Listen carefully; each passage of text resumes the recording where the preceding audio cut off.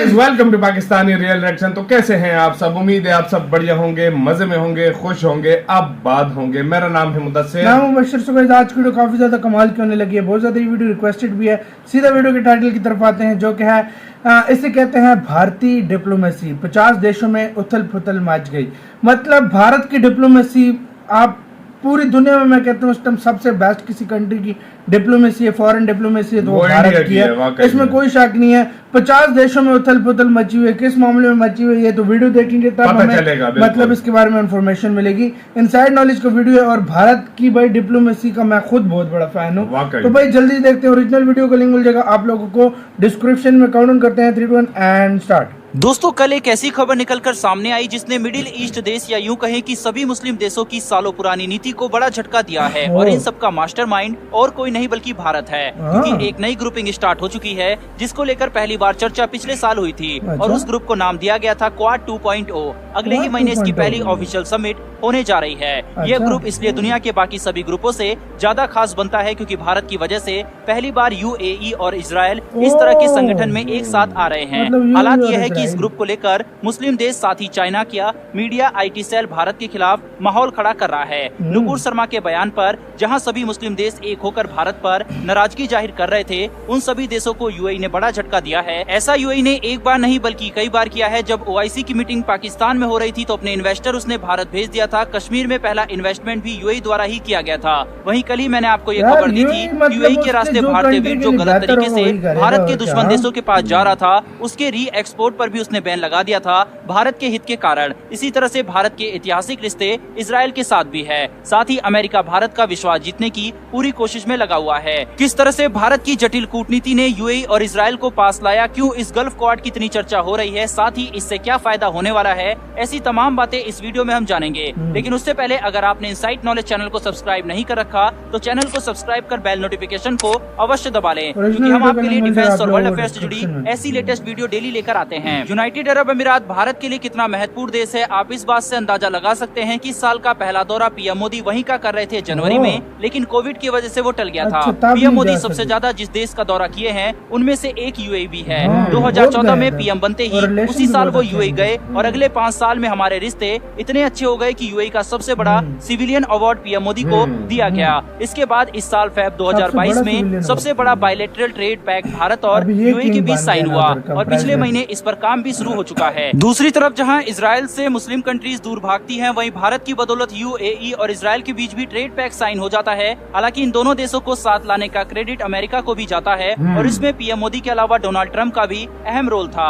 UAE ने trade pact Bharat और Israel दोनों से साइन कर लिया है। वहीं भारत और इजराइल के बीच भी फ्री ट्रेड एग्रीमेंट को लेकर बातचीत फिलहाल चल रही है, लेकिन इनडायरेक्टली इजराइल के साथ भी भारत का फ्री ट्रेड एग्रीमेंट हो गया है, क्योंकि यूएई के रास्ते भारत का काफी सामान दूसरे देशों में जाता है। तो एक तरह से तीनों देशों के बीच फ्री ट्रेड एग्रीमेंट हो गया है। यह रिश्ते अभी व्यापारिक है, लेकिन इसमें अगर कोई डिफेंस डील भी यूएई के साथ हो जाती है तो एक बड़ा सेटबैक होगा मुस्लिम देशों के लिए, क्योंकि ओआईसी संगठन बना ही था पैलेस्टीन और कश्मीर मुद्दे को लेकर। ऐसे में अगर यूएई इजराइल से ड्रोन और भारत से आकाश ब्रह्मोस या कोई अन्य हथियार खरीद लेता है तो एक बड़ा खेल हो जाएगा।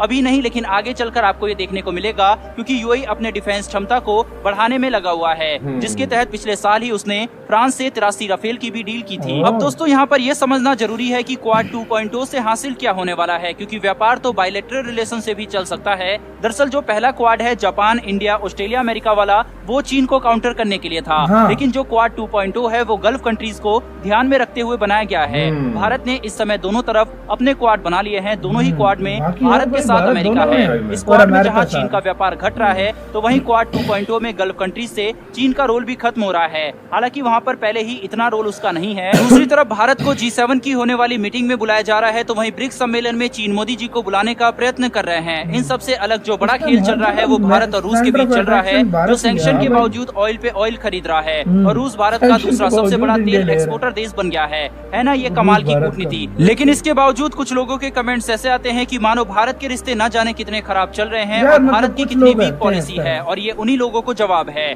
जनवरी मंथ में पीएम मोदी का यूएई ट्रिप पोस्टपोन जरूर हुआ था, लेकिन अब पीएम मोदी यूएई का दौरा करने जा रहे हैं। द इकोनॉमिक टाइम्स का आर्टिकल स्क्रीन पर आप देख सकते हैं, जिसमें लिखा हुआ है PM Modi visit to UAE by month end in the works. वहीं पर 26 से 28 जून के बीच जर्मनी में G7 G7 समिट भी होने वाली है ओह। और इसमें भी पीएम मोदी जर्मनी के लिए रवाना होंगे और इसी ट्रिप के दौरान वो यूएई का दौरा कर सकते हैं। वहीं पर I2U2 वेस्ट एशिया क्वाड की मीटिंग जुलाई मंथ में होने वाली है। यह मीटिंग वर्चुअल होगी जिसमें इजरायली पीएम नेफ्ताली बेनेट, भारतीय प्रधानमंत्री नरेंद्र मोदी, यूएई के राष्ट्रपति और प्रेसिडेंट बाइडेन बात करेंगे। ये चारों देश चीन की चुनौती को देखते हुए इस नए संगठन को गंभीरता से आगे बढ़ाने की पहल कर रहे हैं। इस संगठन की औपचारिक नाम I2U2 रखा गया है। यह संगठन मध्य पूर्व और एशिया में आर्थिक राजनीतिक सहयोग के विस्तार पर केंद्रित है। इसमें व्यापार, जलवायु परिवर्तन का मुकाबला, ऊर्जा सहयोग और अन्य महत्वपूर्ण साझा हितों पर काम किया जाएगा। फिलहाल दोस्तों इस वीडियो में इतना ही। इन्फॉर्मेशन और वीडियो पसंद आई हो तो वीडियो को लाइक करके चैनल को सब्सक्राइब कर बेल नोटिफिकेशन को ऑन कर ले,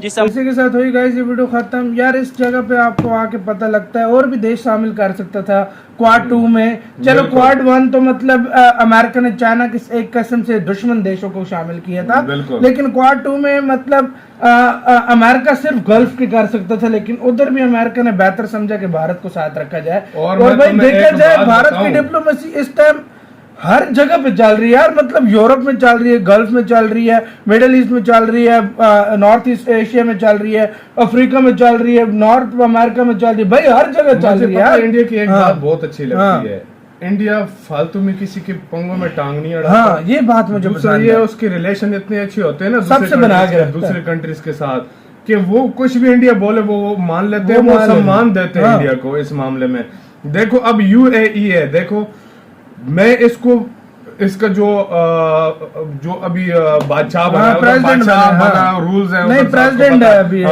एक किस्म का किंग हो गया, किंग जो है वो उसकी मुझे ये बात अच्छी लगी है। पता है क्या, वो ये नहीं देखता कि यार कौन सा देश मुस्लिम है, हिंदू है, क्या है, वो ये देखता है कि मेरे मुल्क के लिए सबसे बेहतर क्या चीज है। यही इंडिया की पॉलिसी है, यही उसने पॉलिसी बना ली है। यही इंडिया की पॉलिसी है कि वो पहले अपने कंट्री का सोचते हैं। देखो चाइना के साथ कितने ताल्लुकात खराब रहे, लेकिन ट्रेड दोनों का चल रहा है। क्यों? दोनों के देशों का अपना हमारे पाकिस्तान इंडिया का ट्रेड खत्म हो गया था, ये ट्रेड कभी भी खत्म नहीं होना चाहिए, नहीं होना चाहिए, ट्रेड खत्म नहीं होना चाहिए। ट्रेड यार इस ट्रेड की वजह से भी यार लोगों में प्यार मोहब्बत बढ़ सकता था यार, जिस तरह की बहुत बड़ी बेवकूफी, लेकिन ट्रेड खत्म कर दिया था वो पिछली हमारी गवर्नमेंट ने खत्म कर दिया। लेकिन मानना पड़ेगा इंडिया की फॉरेन पॉलिसी को, इंडिया की हर जगह पे इस टाइम फॉरेन मानो न मानो इस टाइम जो मुस्लिम कंट्रीज हैं वो इस टाइम एक किस्म का हाथों में आ गई इंडिया के, और इंडिया उनके साथ बहुत अच्छे तरीके से रिलेशन और दूसरी बात भाई मैं वो आपको बताना चाह रहा हूँ कि वो नॉर्डिक कंट्रीज में मोदी जी जा रहे हैं, G7 में जा रहे हैं, हर किस्म बड़ा किस्म ब्रिक्स हो गया, ऐसी हो गया, हर बड़ी में इंडिया मतलब लाजमी होता है। देखो और भी बड़े देश हैं, लेकिन सिर्फ इंडिया को वो बुला रहे हैं। आपका क्या कहना है इसके बारे में अपनी राय कमेंट सेक्शन में दो। इधर वीडियो खत्म करते हैं, अपना बहुत ज्यादा ख्याल रखना। तो यार बाय।